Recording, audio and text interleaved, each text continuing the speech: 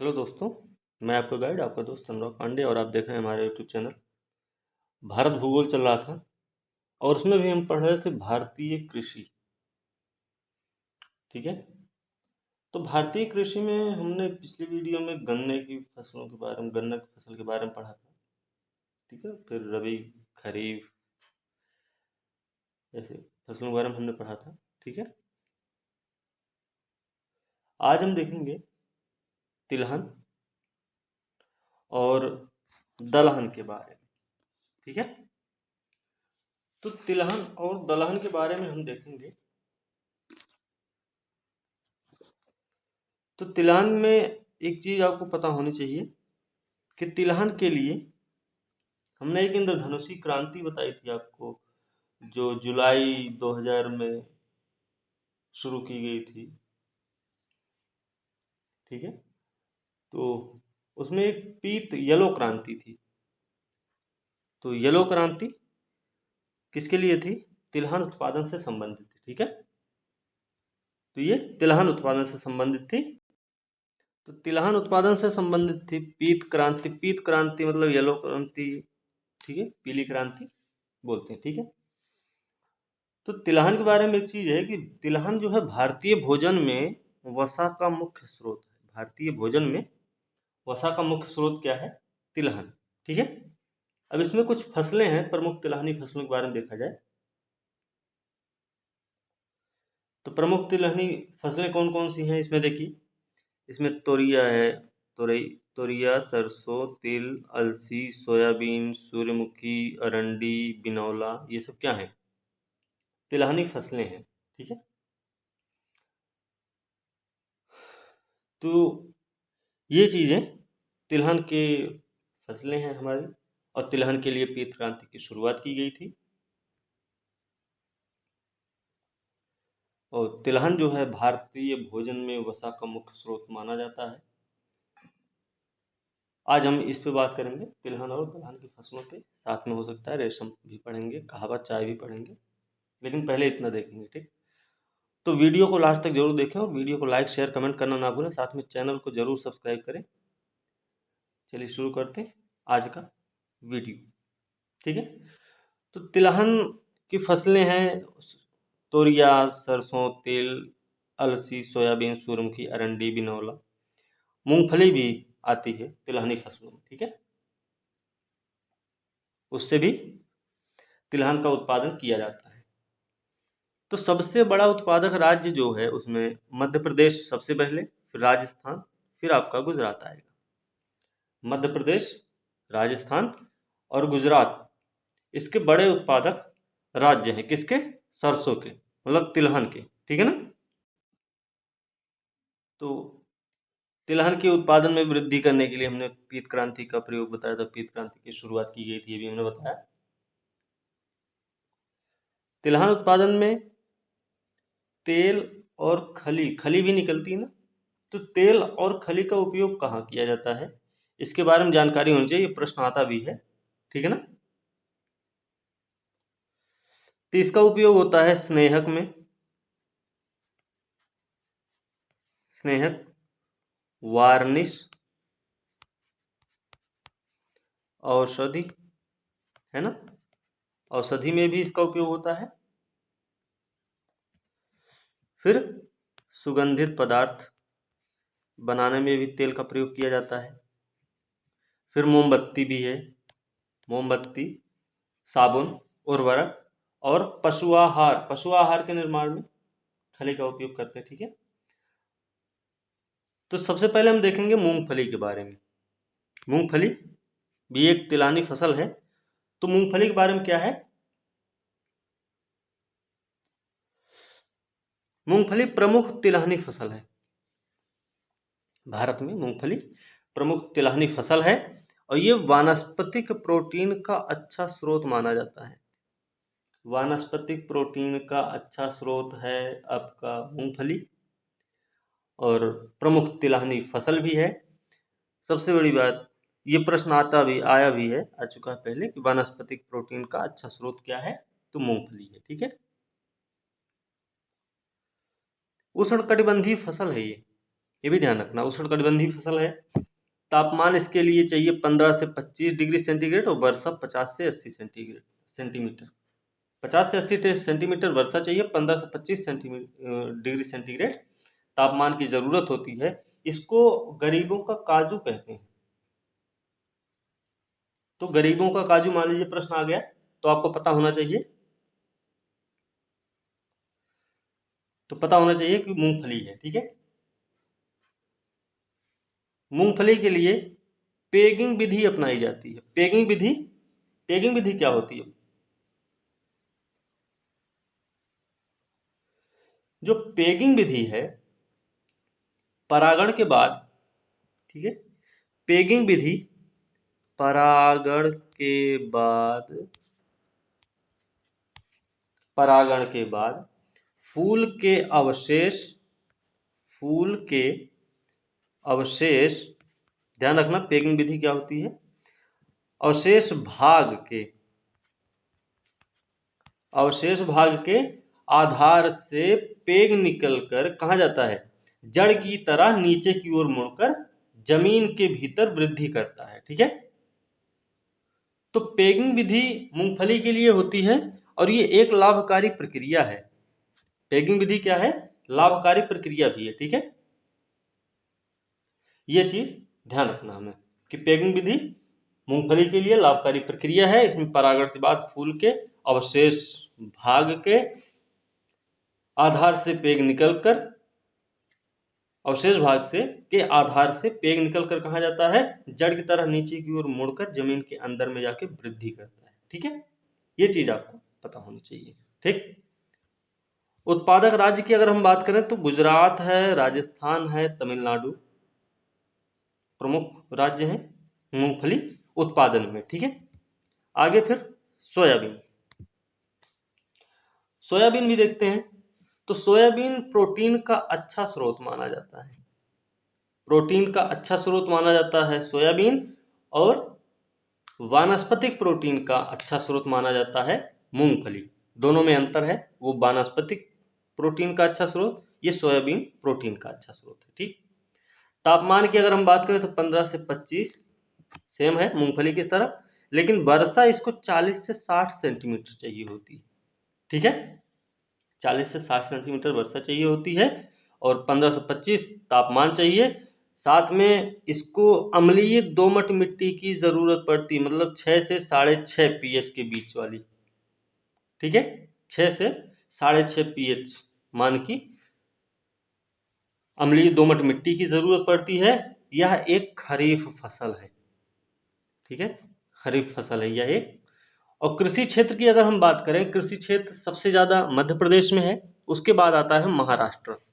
कृषि क्षेत्र है सबसे ज्यादा मध्य प्रदेश, फिर आता है महाराष्ट्र, मतलब मध्य प्रदेश फिर उसके नीचे आपका महाराष्ट्र आ जाएगा। ठीक है, लेकिन उत्पादन में अगर हम देखेंगे तो मध्य प्रदेश, महाराष्ट्र और राजस्थान आता है। ठीक है,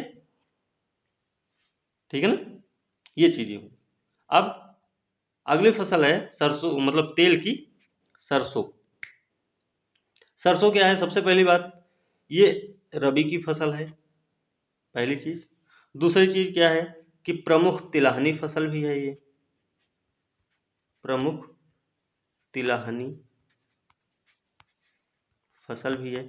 ठीक है, टेम्परेचर की अगर हम बात करें तो 15 से 25 टेम्परेचर चाहिए, वर्षा चाहिए 75 से 100 सेंटीमीटर।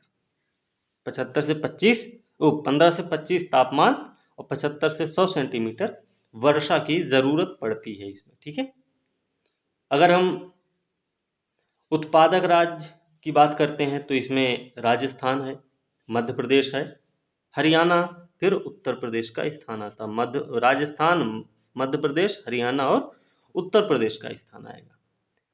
और अगर इसकी किस्मों की बात करें तो किस्मों की बात अगर हम करते हैं तो पूसा बोल्ड, कई बार इनकी प्रजातियों के बारे में आता कि ये किस फसल की प्रजाति है, तो पूसा बोल्ड है, फिर पूसा भी है एक, फिर जय किसान, वरुणा, पीताम्बरी को बोलते हैं RYSK 0502, RYSK 0502 मतलब पीताम्बरी को पीली सरसों जो बोलते हैं उसको, ठीक है।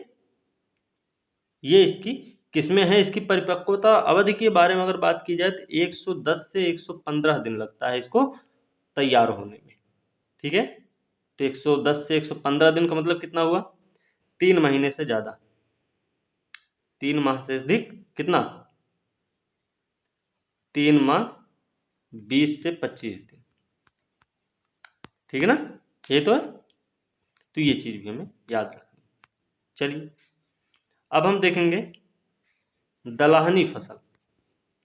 तो दलहनी फसल क्या है?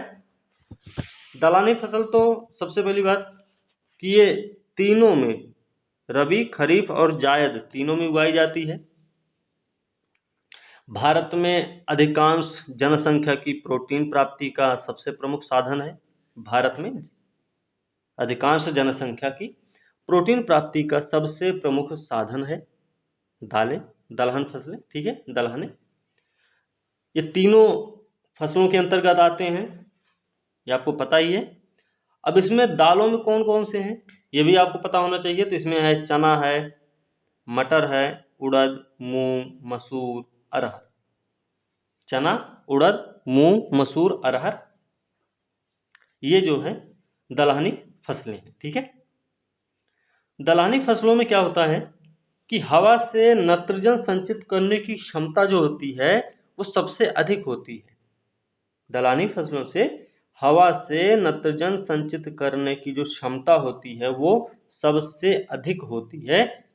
इसमें क्या होता है, कोबाल्ट, राइजोबियम के द्वारा, कोबाल्ट और राइजोबियम के द्वारा दलहनी फसलों से हवा से नाइट्रोजन संचित करने की क्षमता सबसे अधिक होती है।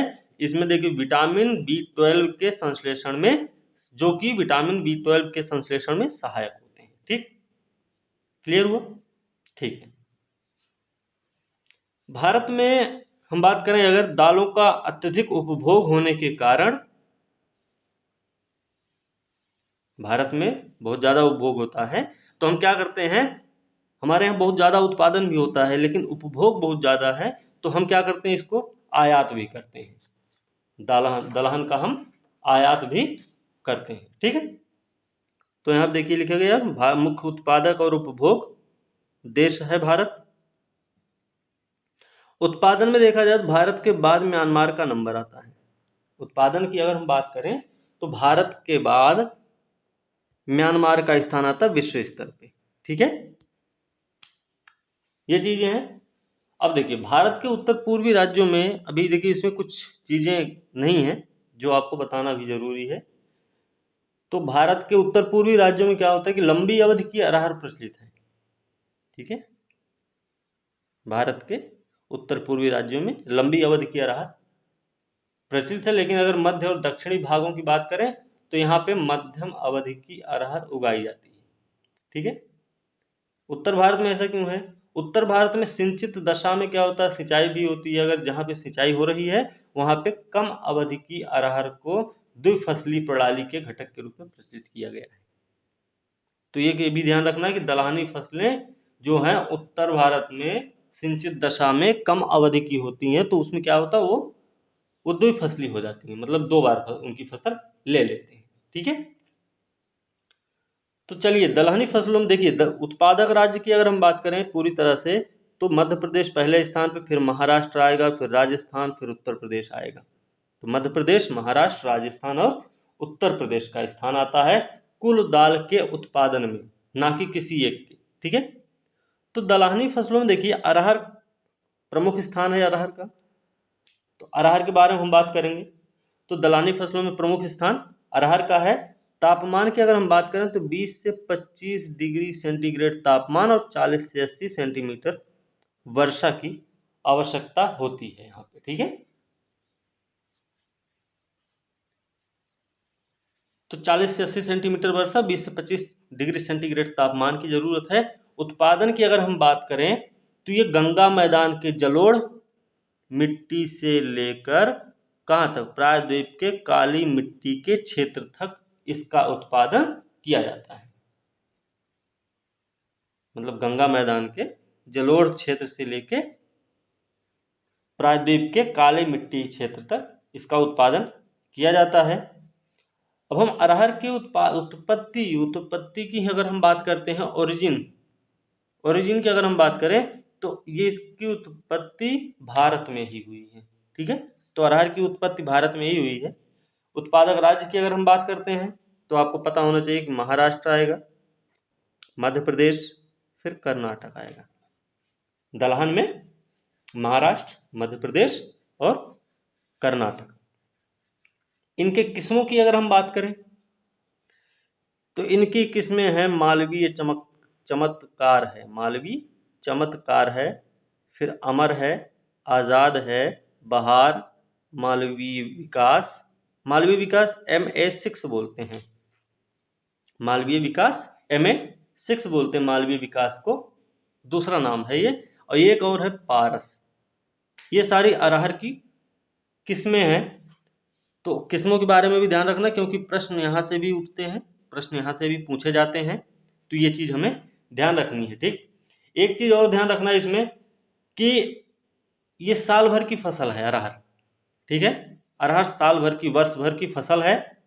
जहाँ पे सिंचाई उपलब्ध है, सिंचाई के साधन उपलब्ध, वहाँ पे दो फसलें दालों की ली जाती हैं, अरहर की नहीं बोल सकते वहाँ पे। ठीक है, तो इसमें एक चीज़ ये ध्यान रखना कि त्रुटिपूर्ण अगर अपवाह है, मतलब जल निकासी की अगर व्यवस्था ठीक ठाक नहीं है, यहाँ पे अरहर की हम बात कर रहे हैं, जल निकासी की व्यवस्था ठीक ना हो। दूसरी, अब जल निकासी अगर सही नहीं रहेगी तो क्या होगा, पानी लगेगा वहाँ पे।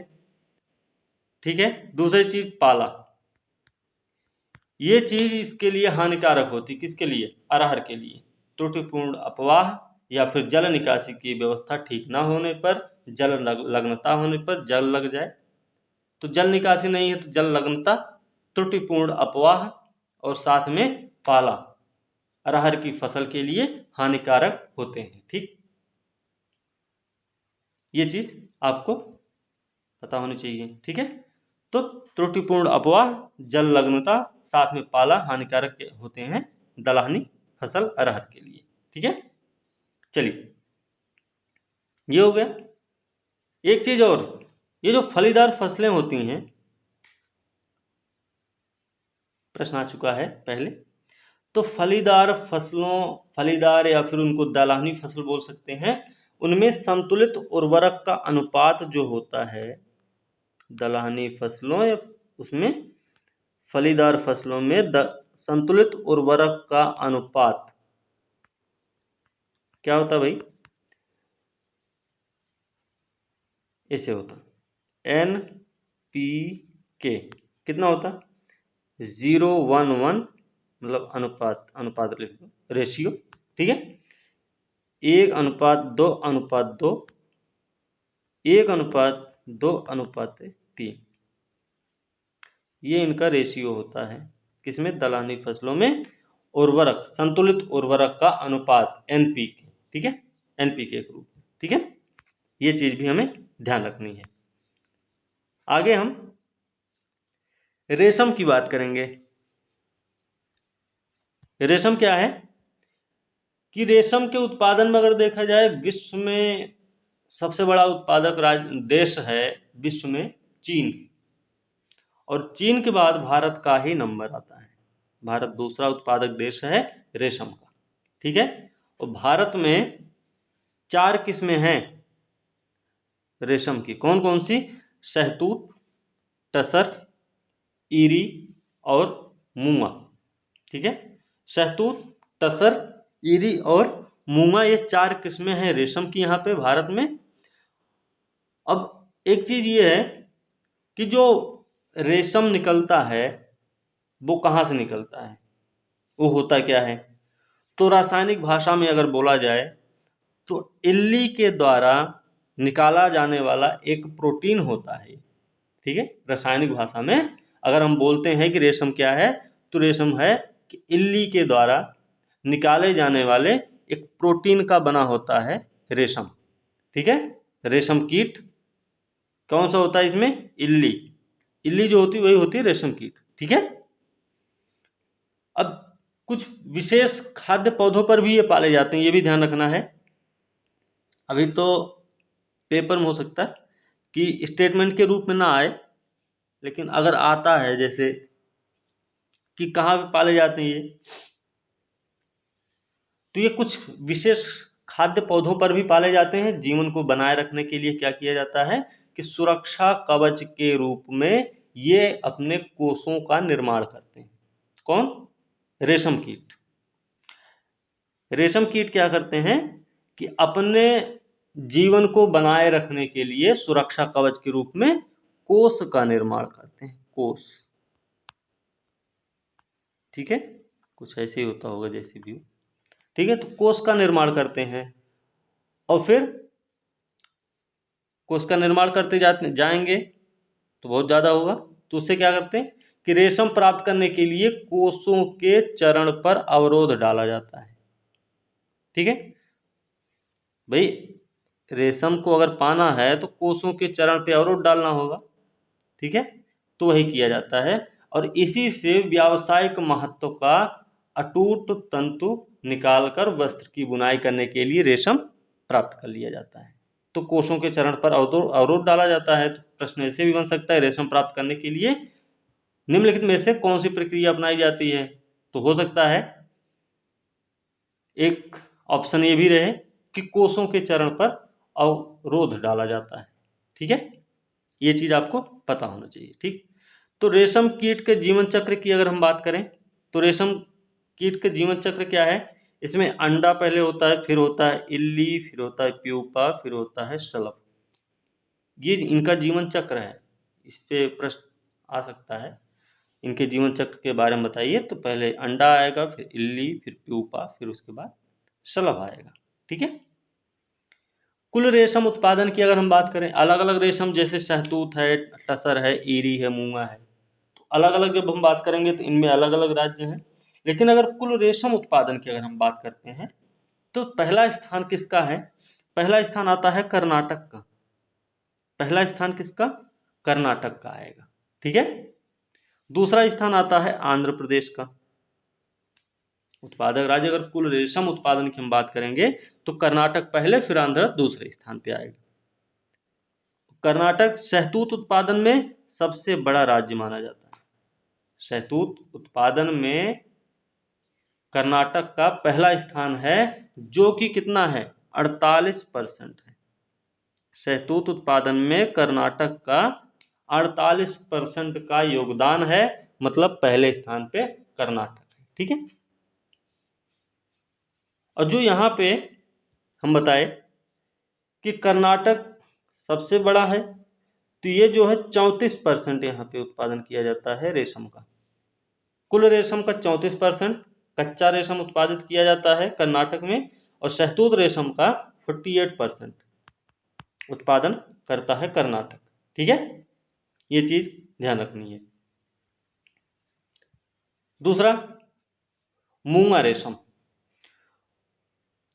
शहतूत हो गया, अब मूंगा की हम बात करेंगे। तो मूंगा रेशम क्या है? मूंगा रेशम का सबसे बड़ा उत्पादक राज्य आसाम माना जाता है। मूंगा का सबसे बड़ा उत्पादक राज्य आसाम माना जाता है, और यहाँ पे 85.5% मूंगा रेशम का उत्पादन किया जाता है। मूंगा रेशम का सबसे ज़्यादा उत्पादन आसाम में होता है, जो कि 85.5% है। ठीक, साथ में ईरी का भी प्रथम स्थान है। ईरी के उत्पादन में भी प्रथम स्थान रखता है आसाम। ठीक है ना, ये कितना है? ईरी में कितना है? ईरी में 62% उत्पादन करता है आसाम। ठीक है, तो हो सकता है आगे बीपीएससी का एग्जाम है तो उसमें ये भी पूछ ले, ये भी ऑप्शन दे दे, तो थोड़ा सा इस पे भी ध्यान रखना है। ठीक, अगले रेशम का नाम क्या है? टसर। टसर दो प्रकार की होती है, एक तो होती है ट्रॉपिकल और एक होती है ओक। अगर हम कुल टसर के उत्पादन की बात करेंगे तो आपका झारखंड पहला स्थान में। कुल टसर रेशम के उत्पादन की अगर हम बात करेंगे तो झारखंड पहले स्थान पर आएगा। लेकिन अगर ट्रॉपिकल टसर की बात करेंगे तो उसमें झारखंड है। लेकिन ओक टसर की अगर हम बात करेंगे उसमें मणिपुर का स्थान आता है सबसे पहले। ठीक है, तो ट्रॉपिकल टसर झारखंड में सबसे ज्यादा, ओक टसर मणिपुर में, और अगर कुल टसर उत्पादन की हम बात करेंगे, टसर रेशम उत्पादन की हम बात करेंगे, तो झारखंड सबसे ज्यादा उत्पादन झारखंड में किया जाता है। ठीक है, ये चीज आपको पता होगी, ध्यान होना चाहिए। चलिए आगे भी देख लें।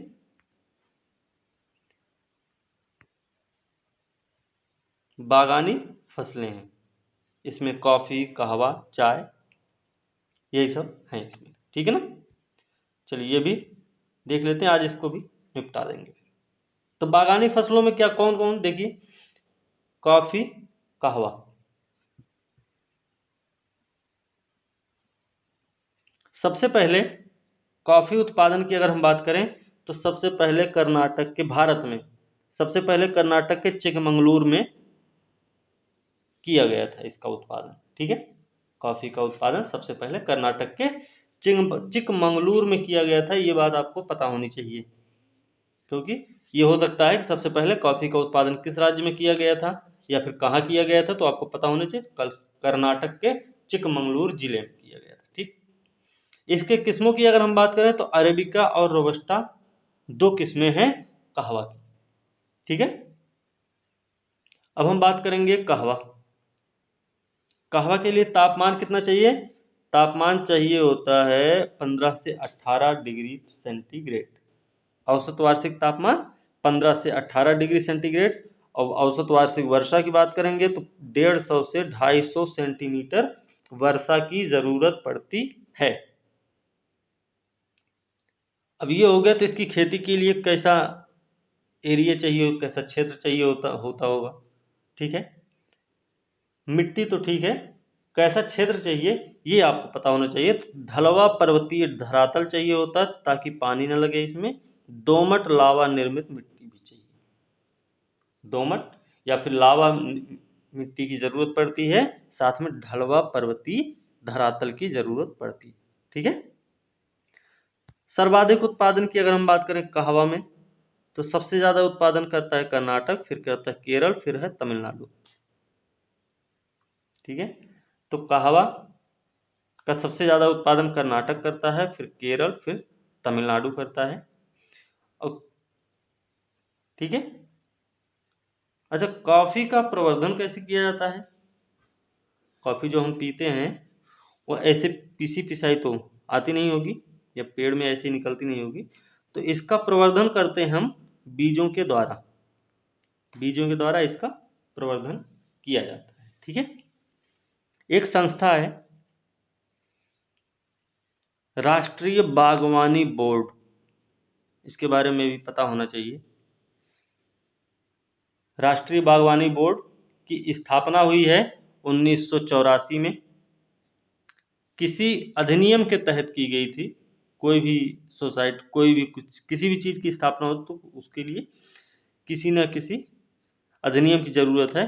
तो सोसाइटी पंजीकरण अधिनियम 1860 के अंतर्गत इसकी स्थापना की गई है। 1984 में राष्ट्रीय बागवानी बोर्ड की स्थापना की गई, जो कि सोसाइटी पंजीकरण अधिनियम 1860 के तहत स्थापित है। ठीक, स्थापित ही नहीं है, यह एक स्वायत्त सोसाइटी है। तो इस तरीके से अगर हम पढ़ें कि सोसाइटी पंजीकरण अधिनियम 1860 के तहत एक स्वायत्त सोसाइटी के रूप में राष्ट्रीय बागवानी बोर्ड की स्थापना 1984 में की गई थी।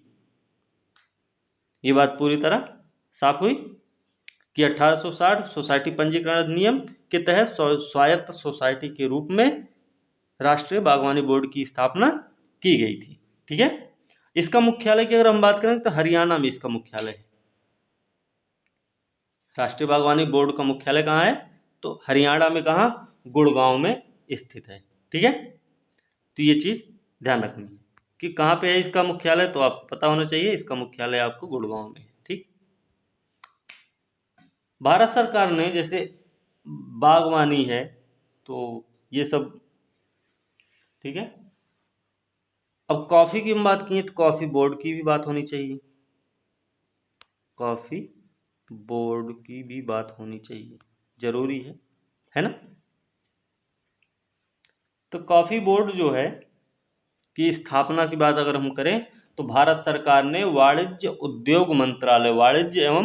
उद्योग मंत्रालय के तहत, ध्यान रखना कि वाणिज्य एवं उद्योग मंत्रालय के तहत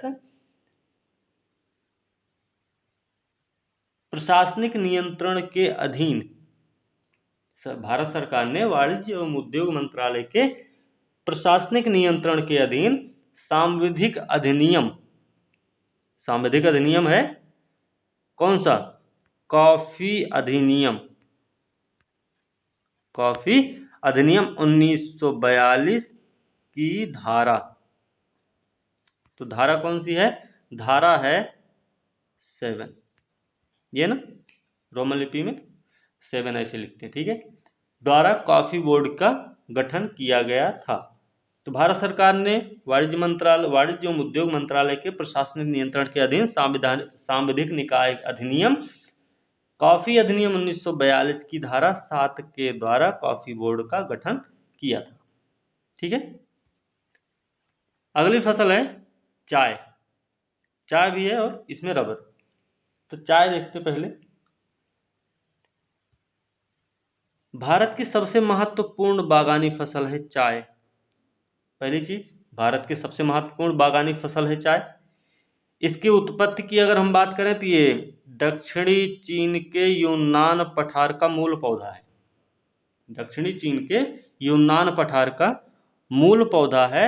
और साथ में एक चीज ये भी ध्यान रखना कि यह एक उष्ण कटिबंधीय है, उष्ण कटिबंधीय फसल है चाय, ठीक है। तापमान की बात करें तो 25 से 30 डिग्री सेंटीग्रेड तापमान, 150 से 200 सेंटीमीटर वर्षा की जरूरत पड़ती है, ठीक है। तो 150 से 200 सेंटीमीटर वर्षा और 25 से 30 डिग्री सेंटीग्रेड तापमान की जरूरत पड़ती है।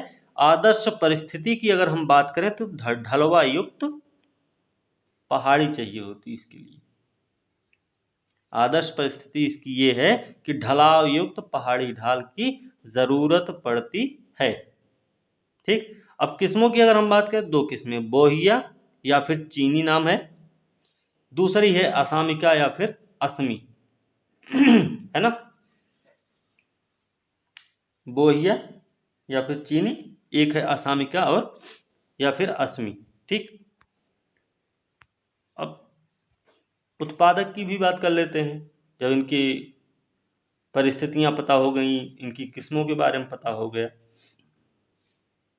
इनकी उत्पत्ति के बारे में पता हो, तो बड़े उत्पादक राज्य की भी बात कर लेते हैं। तो सबसे बड़ा उत्पादक राज्य आसाम है, ठीक है।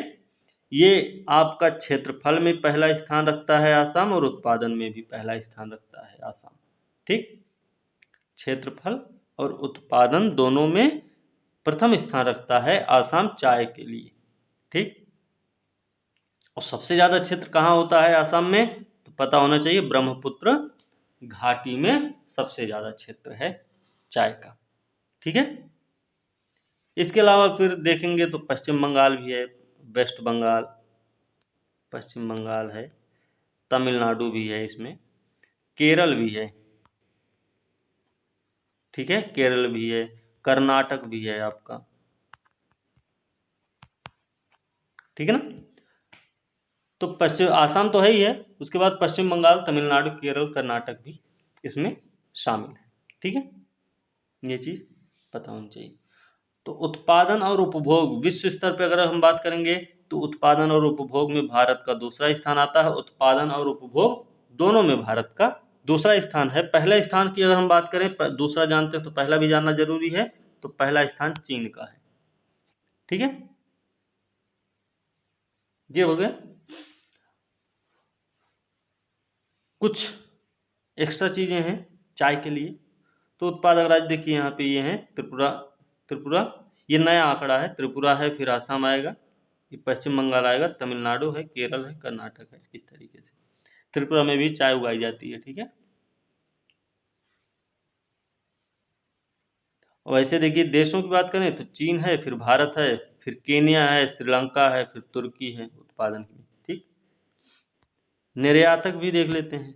तो निर्यातक में देखिए केन्या सबसे पहले, फिर चीन है, फिर श्रीलंका, चौथा स्थान भारत का आता है निर्यात में, क्योंकि चाय बहुत पीते हैं यहाँ के लोग। ठीक है, तो उपभोग बहुत ज़्यादा है और उत्पादन भी है। ठीक है, ठीक है ना। चलिए,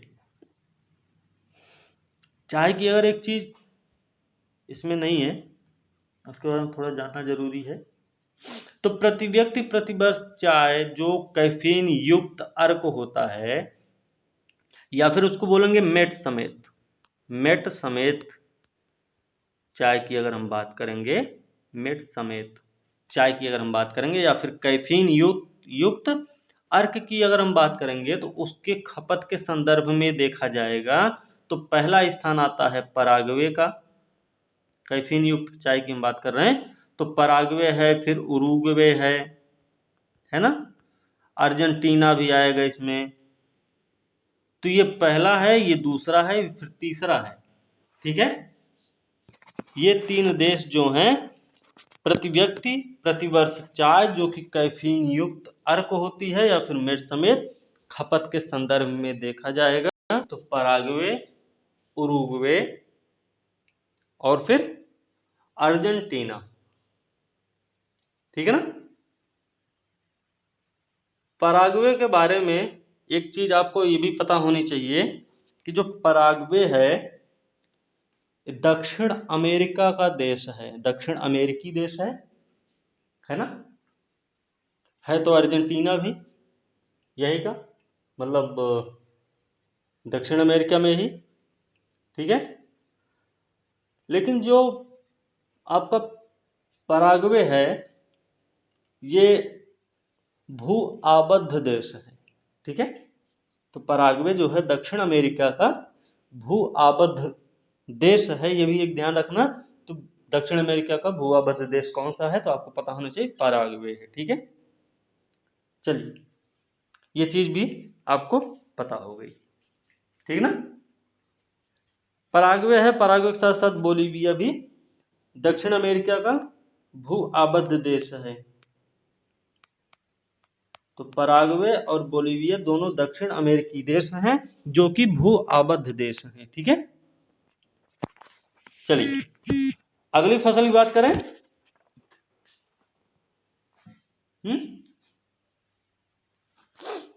अगली फसल आपकी है रबर।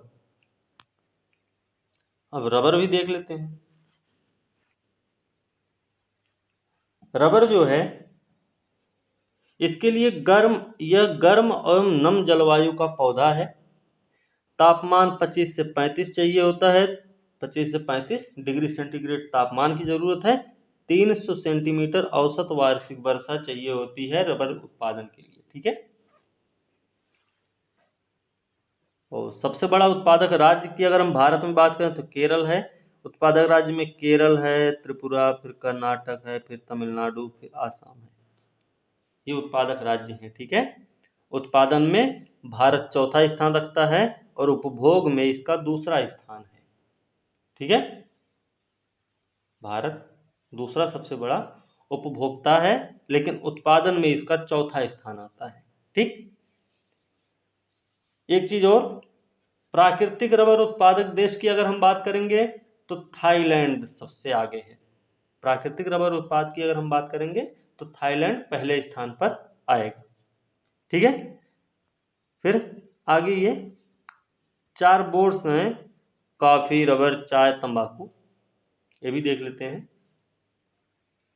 तो कॉफी बोर्ड कहाँ है, बंगलुरु में। रबर बोर्ड कोट्टायम केरल है ना। चाय बोर्ड कोलकाता गुंटूर में। तंबाकू बोर्ड है ना। तो ये इस पे तो प्रश्न आता है कन्फर्म है, इस पे एक प्रश्न पूछ सकते हैं, तो ये भी ध्यान रखना हमें। ठीक है, बाकी अभी कुछ चीजें रह गई, जैसे अन्य बहुत सारी बागानी फसलें हैं, तंबाकू, नारियल, मसाले, लौंग, ये सब भी फसलें अन्य बागानी फसलों में आती हैं। तो इनके बारे में भी हम देखेंगे अगले वीडियो में। ठीक है, फिर कुछ एक कृषि के बारे में भी बताएंगे आपको। आज का वीडियो यहीं पे समाप्त करेंगे। ठीक है, अगले वीडियो के साथ हम कल मिलते हैं। वीडियो अच्छी लगी तो लाइक की शेयर कमेंट जरूर करें, साथ में चैनल को सब्सक्राइब करना ना भूलें। अब हम ये वीडियो यहीं पे समाप्त करेंगे, अगले वीडियो के साथ कल मिलते हैं। तब तक के लिए धन्यवाद।